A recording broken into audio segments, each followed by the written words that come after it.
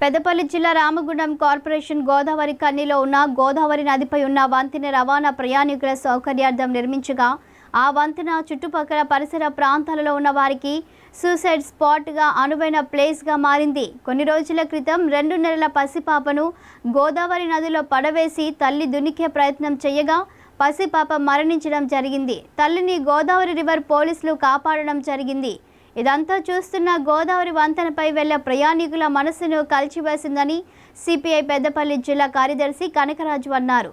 చుట్టుపక్కల పారిశ్రామిక ప్రాంతాలైన NTPC, Singareni, Genco, Transco, RFCL వంటి పరిశ్రమలు ఉన్న ప్రాంతంలో గోదావరి నదిలో బ్యాక్ వాటర్ నిల్వ ఉన్న ప్లేస్లో గోదావరి నది వంతెనపై మొత్తం పింఛన్ వేయాలని అనేకసార్లు భారత కమ్యూనిస్టు పార్టీ తరపున ఆందోళనలు చేసినప్పటికీ అధికారులు ప్రజాప్రతినిధులు పట్టించుకోవడం లేదని ఆందోళన వ్యక్తం చేశారు. అధికారులు ప్రజాప్రతినిధులు ఇప్పటికైనా నిద్రమత్తు మేల్కొని గోదావరి నది పరిసర ప్రాంతం చుట్టూ పింఛన్ వేయాలని, లేని ఎడల ఆందోళన వ్యక్తం చేస్తామని సిపిఐ పెద్దపల్లి జిల్లా కార్యదర్శి కనకరాజు హెచ్చరించారు.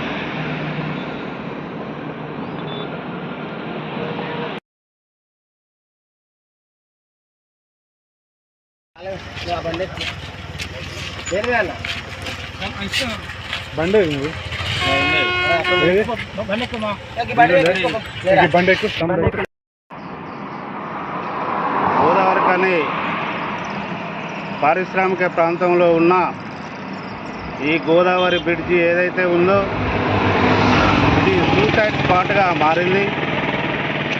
గత కొద్ది రోజులుగా అనేక ఆత్మహత్యలు చేసుకుంటూ మిగతా జీవులుగా ప్రజలు మారుతున్నా ఇక్కడున్నటువంటి అధికారులు కానీ పాలకులకు కానీ చెవి మీద చీమకున్నట్టు కూడా లేకపోవడం విచారాన్ని కలిగిస్తూ ఉన్నది.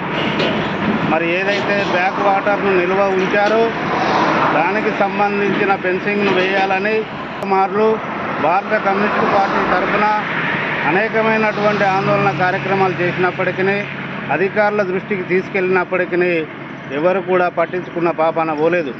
మొన్న ఈ మధ్యలోనే 2 నెలల పసిపాపను ఈ గోదావరిలో వేసి తల్లి ఆత్మహత్యకు ప్రయత్నించడం చాలా విచారాన్ని కలిగించింది, బాధను కలిగించింది. అదేవిధంగా ఇక్కడ పెద్ద పెద్ద కంపెనీలు ఉన్నాయి. ఎన్టీపీసీ ఉంది, ఆర్ఎఫ్సిఎల్ ఉంది, సింగరేణి ఉంది, జెన్కో ఉంది, ట్రాన్స్కో ఉంది. ఇన్ని కంపెనీలు ఉన్నప్పటికీ కనీసం ఈ ఫెన్సింగ్ వేయాలన్న సోయి ఒక్క అధికారి కూడా లేకపోవడం మేము తీవ్రంగా దీన్ని ఖండిస్తూ ఉన్నాము. ఇప్పటికైనా ఈ గోదావరి పైన ఫెన్సింగ్ను వెంటనే ఏర్పాటు చేసి ఆత్మహత్యలను నివారించాలని ఈ సందర్భంగా సిపిఐ పక్షాన మేము డిమాండ్ చేస్తూ ఉన్నాము.